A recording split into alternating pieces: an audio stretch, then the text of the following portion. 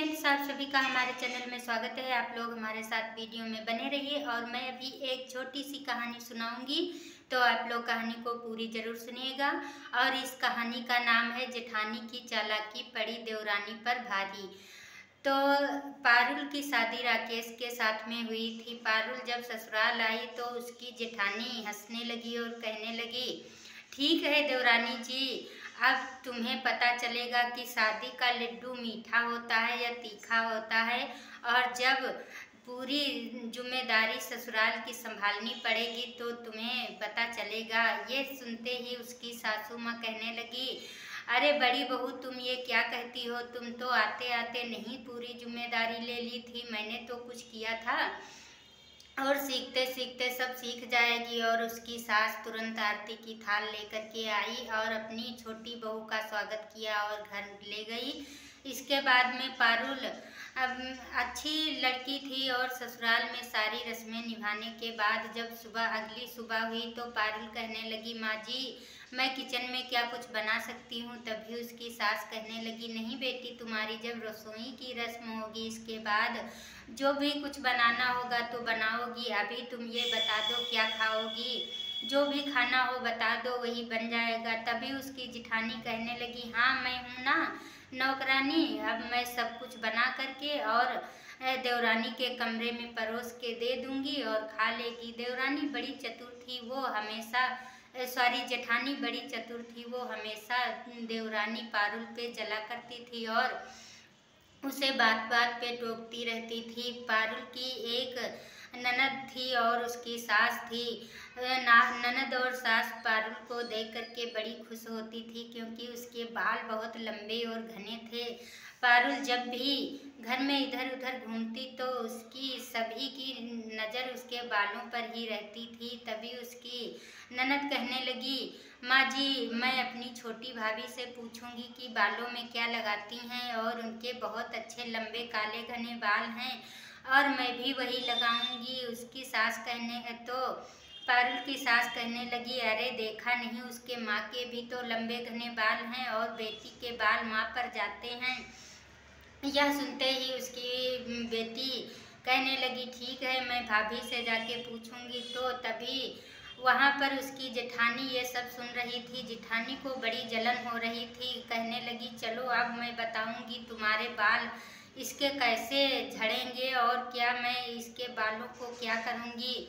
और पारुल जब अगले दिन नहा धोकर तैयार हुई और फिर उसकी सास कहने लगी, बहू, आज तुम लोगों को मंदिर चलना है और वहाँ कीर्तन भजन होंगे। पारुल कहने लगी, माँ जी, मुझे कीर्तन भजन करना बहुत अच्छा लगता है और मैं अच्छे अच्छे कीर्तन कर लेती हूँ। तो उसकी सास कहने लगी, ठीक है, जाओ तैयार होके आ जाओ। उसकी जिठानी और पारुल दोनों तैयारी करने लगी और फिर जिठानी तैयार होके नीचे आ गई और पारुल के बालों में उसकी जिठानी ने एक चिंगम चिपका दिया था। और जब पारुल तैयार होने गई तो वो चिंगम छुड़ाते छुड़ाते बहुत लेट हो गई और बाहर नहीं आ सकी। तभी उसकी जेठानी कहने लगी, अरे महारानी जी तो कितना टाइम लगाएंगी तैयारी करने में, लगता है इनकी मुँह दिखाई रस्म है इसीलिए इतना सज धज रही हैं।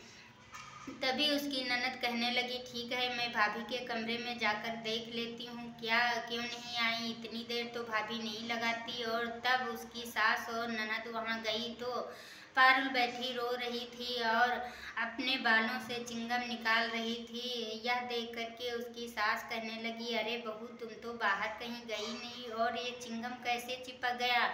तो पारुल भी कहने लगी, माँ जी, पता नहीं कैसे, मैं तो बहुत देर से छुड़ा रही पर छूट नहीं रहा है। उसकी ननद कहने लगी, ठीक है भाभी, तुम परेशान मत हो, मैं अभी तुम्हारे बालों में तेल लगा देती हूँ और ये चिंगम अपने आप से फिसल जाएगा तेल के वजह से।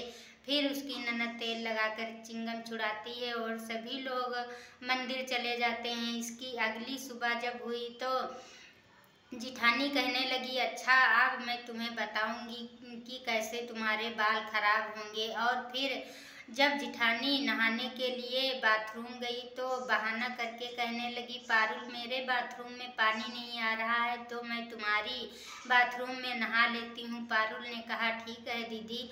और फिर उसने क्या किया, पारुल की शैम्पू में ऐसी दवा मिला दी कि वो उसके सारे बाल ही गंजे हो जाएं। जैसे ही पारुल ने अपने बालों को शैम्पू से धुला और इसके अगले दिन सारे पारुल के बाल गिर गए। और अब क्या, दूसरी अगली सुबह जब उसकी सास ने कहा चलो आज भी कीर्तन भजन मंदिर में है, तभी उसकी ननद कमरे में आई और पारुल को देखा तो वो बिल्कुल गंजी हो गई। अब क्या, पारुल जोर जोर से रोने लगी और उसकी ननद भी बहुत घबरा गई और अपने माँ को आवाज़ दिया और कहने लगी, माँ जी भाभी को देखिए तो टकली हो गई। और यह देख करके उसकी जिठानी बहुत खुश हुई, कहने लगी, अरे बहुत ज़्यादा तुम बालों में इस्तेमाल करती थी शैम्पू, इसकी वजह से तुम्हारे बाल सारे गिर गए। वो मजाक करती रहती थी। सभी लोग जिठानी की तरफ देखा और समझ गए कि इसी का करा कराया है। उसकी ननद कहने लगी,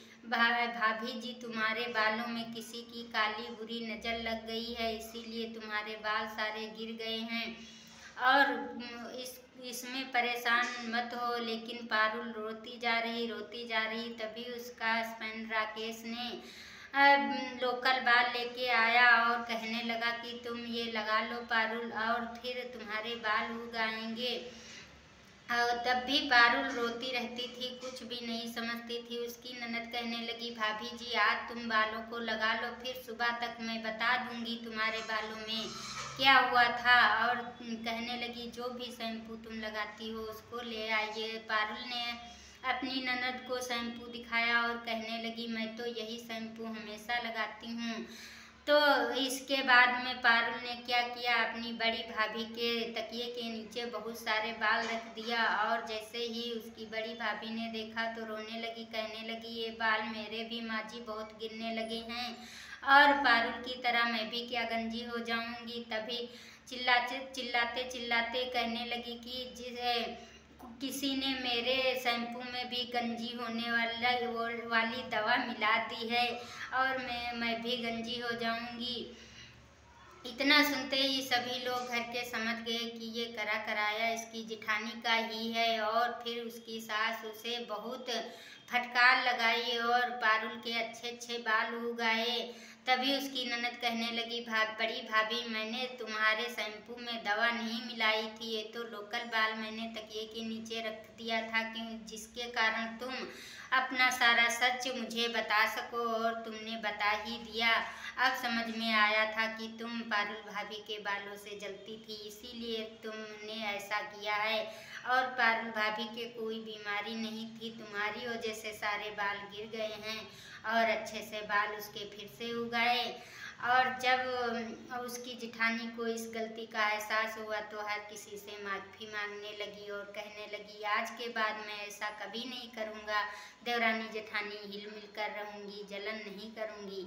तो आप लोग इस कहानी को सुनिएगा और अगर कहानी अच्छी लगे तो लाइक करके कमेंट करके बताना कि मेरी कहानी कैसी लगती है। अगली कहानी में आप लोगों का स्वागत रहेगा, तब तक के लिए बाय बाय।